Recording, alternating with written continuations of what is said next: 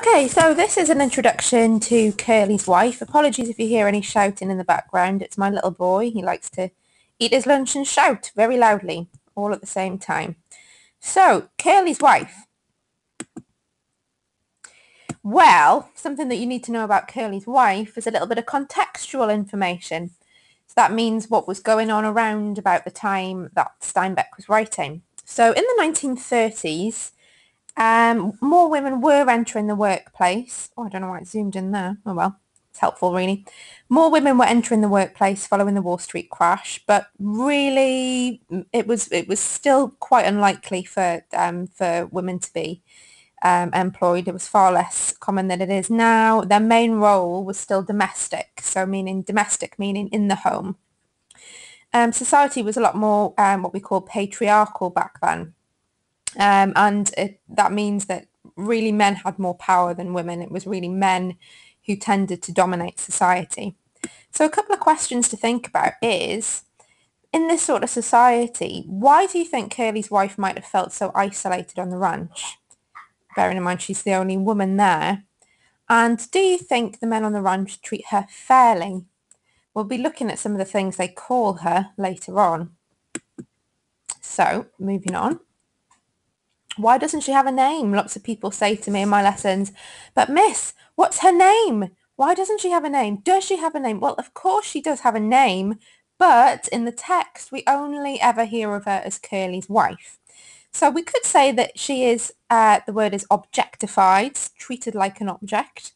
Curley treats her as a possession rather than a person.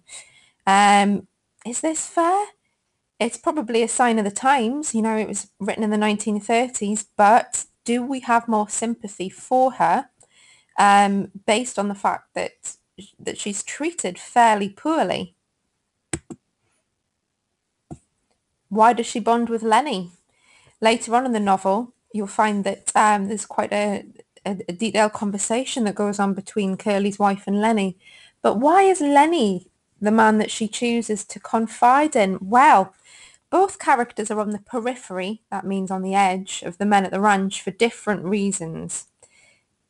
Both characters. Lenny, because he's slow. Curley's wife, because she's female. As Slim points out, Lenny is at heart a good man. You don't have to have sense or intelligence to be a good man. Perhaps Curley's wife senses this. But ultimately, I want you to have a think about why I might have these storm clouds down here. Think about what happened in Weed that we already found out about. Why might Lenny and Curley's wife bonding cause problems on the ranch? Think about how perhaps it could be building a sense of foreboding in the novel about something bad on the horizon. Look at some of the stuff that the men call her on the ranch. Tart, a rat trap, jailbait, a bitch. Awful things. Is she actually any of those things? I'm not too sure.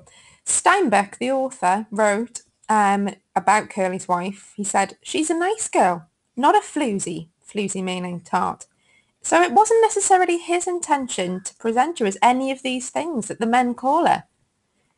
Do we have more sympathy with her? Look at some of the description of Curley's wife. Things that make her sound fairly innocent.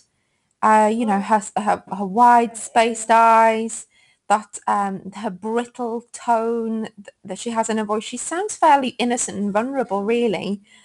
Not any of these things that the men assume that she is, perhaps. So for a little bit more info on Curley's wife, I'd suggest you go on the GCSE Bite Size website. There's quite a few things on there about her, and it will help you with your assessment. And if you have a little bit of a glance at our class blog, I'm going to stick a couple of links on there to some reading material on the internet that will also help you with your assessment. Thank you. That was our introduction to Curley's wife.